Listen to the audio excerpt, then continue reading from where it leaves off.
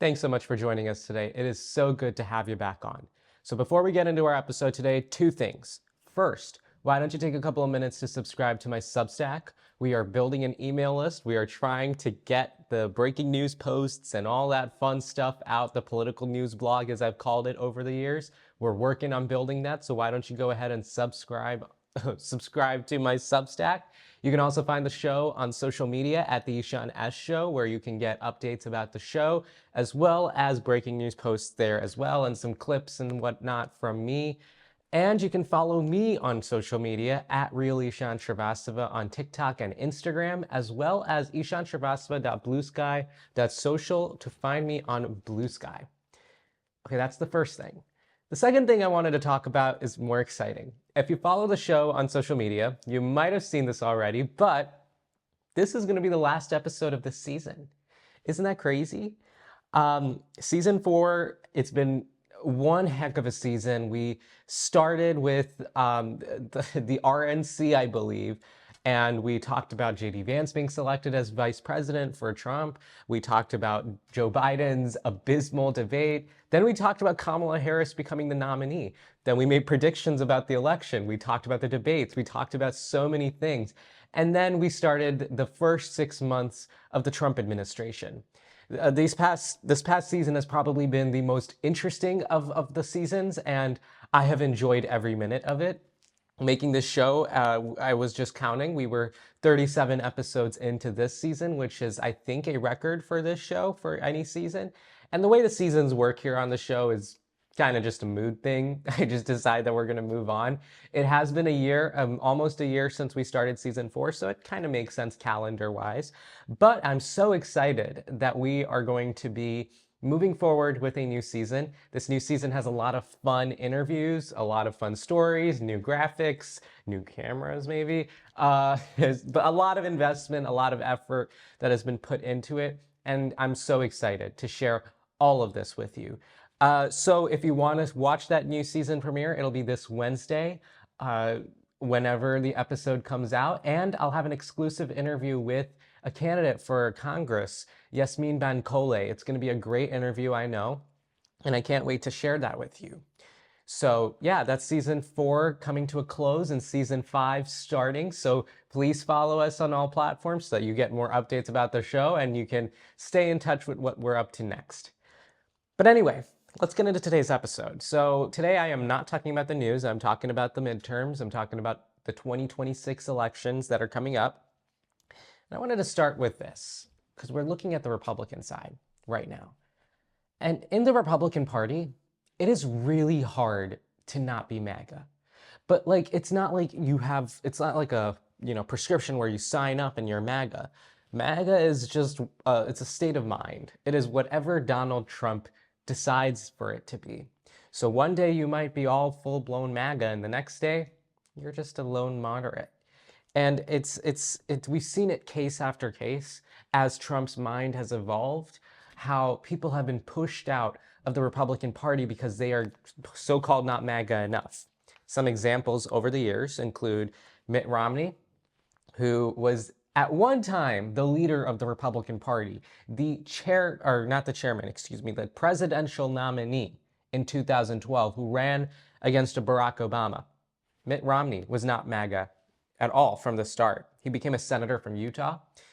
He voted to convict President Trump. He faced backlash from his own party, and the Utah Republican Party tried to censure him. He ultimately did not run for re-election in 2024, and now he has since retired from politics. There's Lisa Murkowski from Alaska. She was never a darling on the far right of the Republican Party.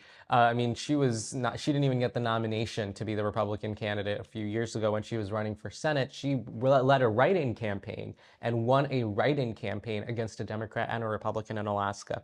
But she also voted to convict President Trump during his second impeachment. And the Alaska Republican Party censured her. She was about to vote no on the big ugly bill, and then she got some concessions for her own state because I guess she could admit that it was bad for the rest of the country, but she wanted to save her state, which is mixed, but whatever. There's Ben Sasse from Nebraska. He was also a senator. He also voted to convict Trump, and then he quit He faced a lot of backlash from the Nebraska Republican Party. He ultimately quit to lead a college or university. There's Pat Toomey from Pennsylvania. He just didn't run for re-election. He just bowed out completely. There's Susan Collins from Maine. Susan Collins was, or is rather, a senator who has always been a target for Democrats, but she somehow manages to win every time. But she is by no means adored by the MAGA right. She is hated by the MAGA right. No one likes her. And she faces a lot of challenges all the time for MAGA. They're always trying to make life hard for her. There's Adam Kinzinger. He voted to impeach President Trump. He was a Republican from Illinois. He cited the need to uphold the Constitution. He was on the January 6th Select Committee to investigate the Capitol riots. He was later, he faced a lot of, he was completely shunned.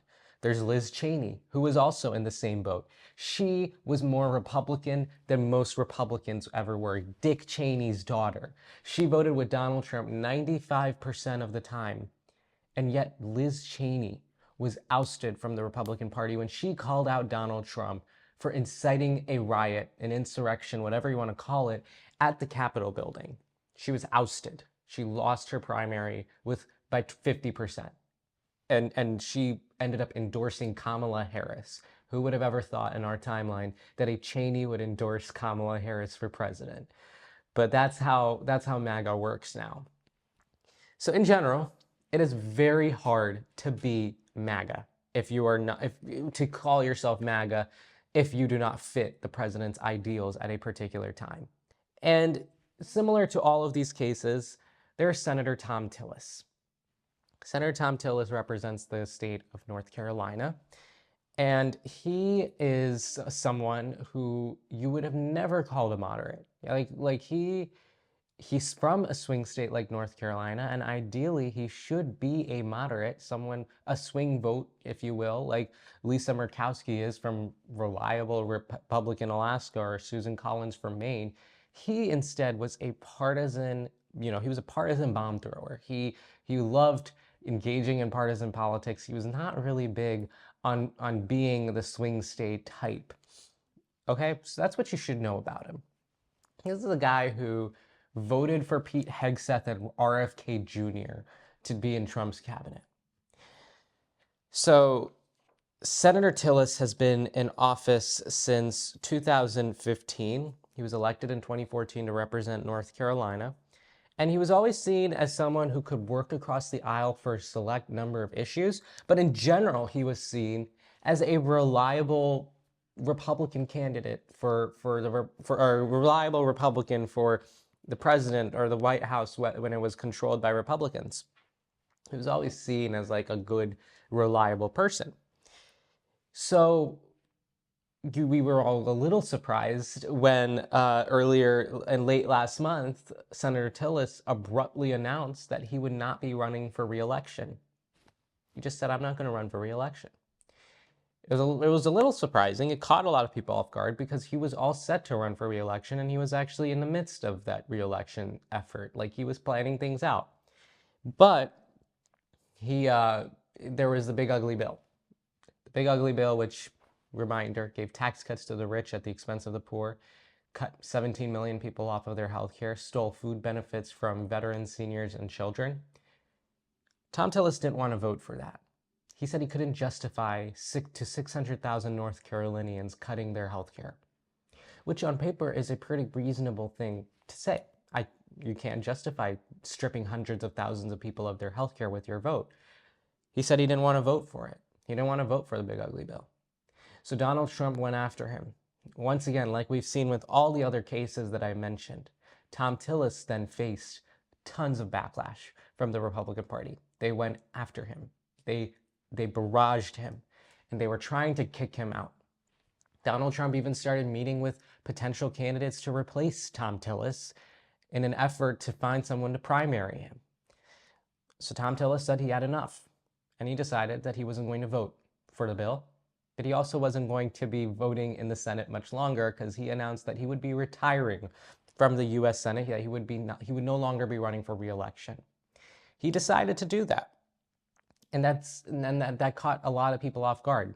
Not a lot of people saw that this was possible, like that somebody like Thom Tillis would actually not run for re-election. They were surprised. Everyone was. But that is the reality of the Republican Party. Just the most recent case where somebody got pushed out, bullied and pushed out. And there are a few others too, like Don Bacon from Nebraska. A lot of people pushed out. Anyway, Senator Tillis stepped out. And so we get into the topic of today's episode, which is the North Carolina Senate race. If you know me, you know that I like to take a closer look at some of these specific races and talk about how, you know, the headlines shape what elections are going to look like. We can't obviously predict who's going to win, but we can always look at the information, and we can always talk about what we're seeing with our own eyes and how we think the world of politics is going to look in 2026. Granted, there's nothing guaranteed. Like we would have never predicted that COVID would come. So, you know, there's always a caveat to all of this. But I just wanted to set the scene for what it means to be a Republican and why we're in a position where we can even talk about the North Carolina Senate race. The North Carolina Senate race is supposed to be incredibly competitive. It is going to be one watched by the entire country. I place my money on it being the biggest, most competitive Senate election we've seen in a long time. So, on the Republican side, obviously, Thom Tillis announced that he would not be running for re-election. And the Democrat side was already pretty much shaping up. We'll talk about the Republican side in just a minute, because there's some moving pieces out there. But on the Democratic side, there have been some shifting pieces. Right now, a former representative from North Carolina, Wiley Nickel, is running for that seat. He is a former member of the North Carolina State Senate. He was a representative for North Carolina's 13th Congressional District, and he launched his campaign for Senate in April. So he's been running for that seat. Now, there's a lot of talk about Roy Cooper. You might know Roy Cooper. He was the former governor of North Carolina. And we talked about Roy Cooper on this show because Roy Cooper was actually touted as someone who could have been Kamala Harris's running mate. He was in contention to be Kamala Harris's running mate. He ultimately actually withdrew his name. If you ask me, I think he would have been the best candidate for vice president for Kamala Harris. I think he would have been the candidate, if not. But, you know, Roy Cooper was somebody, he was a former governor, two-term governor of North Carolina. He was the attorney general of the state before that. And he has been seen as someone who can be very successful in a swing state like North Carolina, who's very popular out there. He expanded Medicaid coverage to 600,000 residents, maybe the same 600,000 that Thom Tillis would have voted to remove. And he has long been rumored to be interested in a political career after leaving the governorship because he was term limited, so he couldn't run. So he was long rumored to be interested in running for some seat. And the Senate seat in North Carolina seemed like the most exciting of those options. Thom Tillis, not particularly popular anyway in North Carolina, and his increasingly Trumpy stances in an effort to run for re-election kind of made him even more unpopular. And so Roy Cooper, I think, saw this opportunity to run against him. So far right now, Roy Cooper hasn't said anything. He has just been, you know, sources close to him have said that he's been thinking about running. Now, there's Representative Jeff Jackson. Jeff Jackson is a former congressman, I believe, and he is currently the Attorney General of North Carolina. He was initially floated as a candidate, but it seems like he has thrown his support behind Roy Cooper, who again has not announced a candidacy for Senate. Jeff Jackson would have been a pretty good candidate, I think, myself. He would have been a pretty cool guy to run for Senate. He makes these really nice videos on social media that go really far. And I think he would have been a good candidate. But it seems like he's not running for that seat. And instead, he's going to throw his support behind Roy Cooper.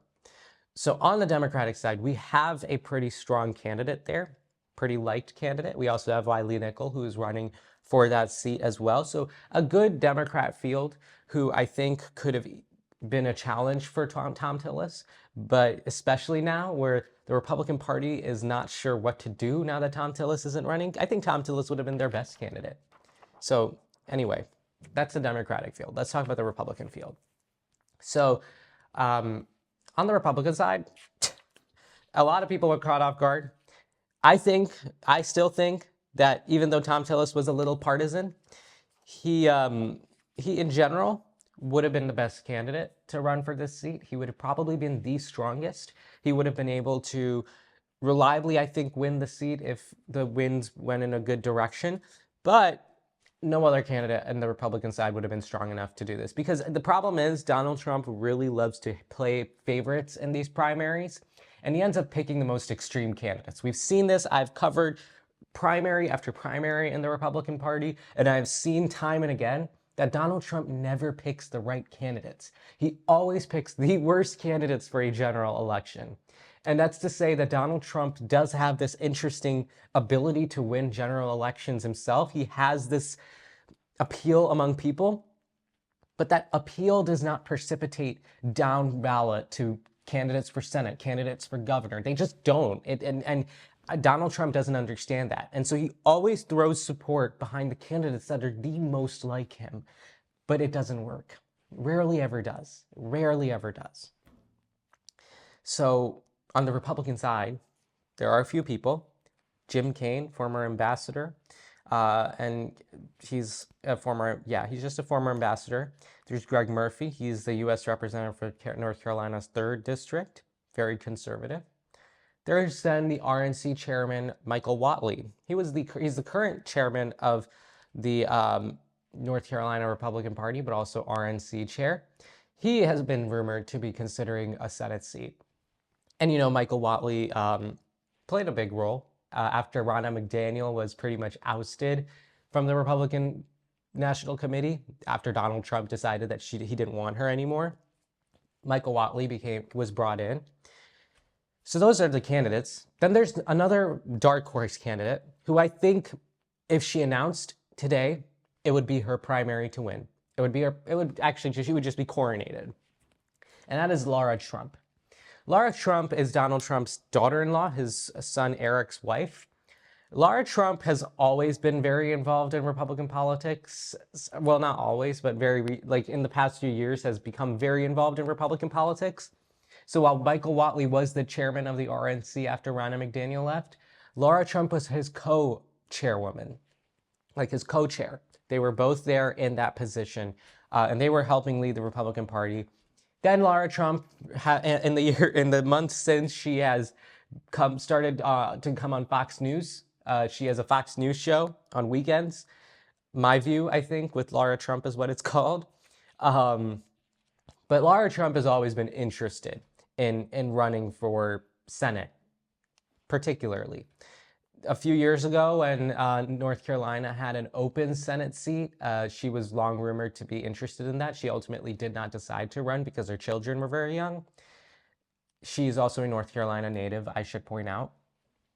And then after that, in December, in Florida, when Marco Rubio resigned from the Senate to become Secretary of State, his Senate seat opened up, and that gave Governor Ron DeSantis the power to pick someone new. And Laura Trump was again floated as someone that could come into that seat. And she put her name in for consideration. Ultimately, she withdrew her name again and decided that she didn't want to go for the seat. So it seems like this time seems like her best shot at getting this Senate seat, if she wanted it. If she ran today, she would win in a heartbeat in the Republican Party, in the Republican primary, just in a heartbeat.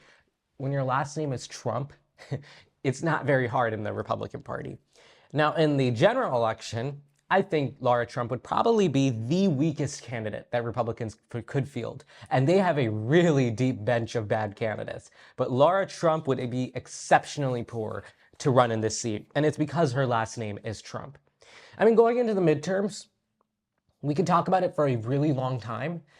Donald Trump is hurting his credibility. He is hurting the Republican Party's credibility in general because of the actions he is taking, of the decisions, the big ugly bill, which is going to strip millions of people of their health care, his executive orders that day by day cause more chaos everywhere. Like there are too many things that he does. And I can look in even the comment section of my own, Instagram, YouTube, or TikToks.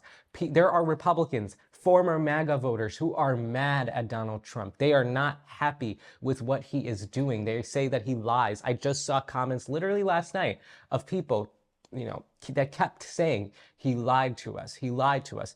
And I think that really hurts his credibility among the base. So even though Laura Trump could in a heartbeat win in this Republican primary, in a general election, I don't think she would be able to turn out voters to vote for her. It's just the problem. Republicans wouldn't be able to turn out voters to vote for them. And it's going to be a really big issue. Now, I think Laura Trump is going to announce, no matter what. I get this feeling, like she's had so many opportunities and she's turned them down. Like this time, I don't think is going to be the time that she decides, like, I'm not going to run. I think she'll run this time. So on the Republican side, we have Laura Trump, very likely.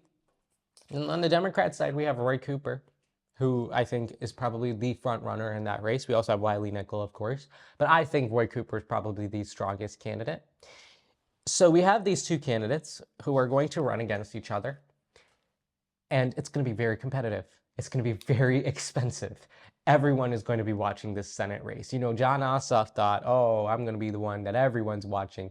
Jon Ossoff in Georgia, I think you're going to be second place to North Carolina. Whoever wins North Carolina, I mean, if Democrats win North Carolina, that would be really good for them. Like, that would be a really good night. If you're winning in North Carolina, you are winning in other places too. And I think if Democrats are able to pull this off, they would be pretty happy, I think. I mean, it would be really cool for them. So what does the polling say? So the polling says that there was a March 2025 poll that showed Governor Roy Cooper leading Thom Tillis 47% to 43% before Thom Tillis dropped his reelection bid. So what we're seeing is that Roy Cooper already has an edge. And I mean, don't mind it. Like, Roy Cooper has been the two-time governor of this state, two-time attorney general of this state. He's long been known in the politics here. People know him. So it's not surprising that he would win this seat if he ran today. And especially with just the environment we are in. Like, it's the best combination of situations for Roy Cooper.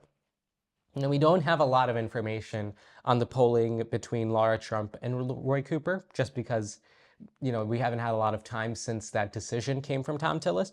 But when you run her name, when they were running hypothetical matchups, like when Laura Trump was being floated as someone to even primary Thom Tillis, they were running the numbers, and it showed that it was going to be a tight race, similar to the 47-43 between Roy Cooper and Laura Trump. So in general, it's going to be a really watched race. I think the polling shows that too. And yeah, I mean, it's going to be pretty big. When we talk about the national implications of this, 2026 is going to be a good year for Democrats. Just historically speaking, it's going to be a good year for Democrats. They're expected to gain control of the House. It's the Senate where there's a little bit more question about what things are going to look like, because the Senate, the math is just really complicated for Democrats. They are defending a lot of seats in states like Georgia and Michigan. They are defending seats, and it's going to be hard for them to balance running in this state. But with Roy Cooper, who would, I think, be an exceptional candidate, I think it would be really nice for in a Senate seat. It's one of the few pickup opportunities that they have that I am able to remember right now. Susan Collins is probably the other one in Maine. These are the two potential pickup opportunities. And so the Senate composition is 47-53 right now. If Democrats can make that 49-51, even that could make Donald Trump's presidency, the second half of his second term, a headache. And it would probably make it easier to halt the Trump agenda, especially if they win control of the House, which as of right now, it seems like they will. So we'll be keeping an eye on all of this. It's going to be a very interesting Senate race. Who knows? Maybe we might try to get some of the candidates to come on the show. I don't know. But that is the last episode of season 4. Isn't that crazy? We are done with season 4. Thank you so much for all of your love and support these past 4 years, and I know that you're going to keep continuing to shower on. So we'll stay in touch. I mean, I guess I'll see you guys in 4 days anyway for the new season. But yeah, If you liked my commentary, then please subscribe. And if you want to help me out, you can go to my Substack where you can add your name to my email list and you can get breaking news updates posted to your inbox from time to time whenever I decide to pick that up. And you can also follow the show on Instagram at The Ishan S Show. You can follow me at Real Ishan Shrivastava on Instagram and TikTok. And you can find me at ishanshrivastava.bluesky.social on Blue Sky. All right, thank you so much for joining us today. I'll see you on Wednesday for Season 5.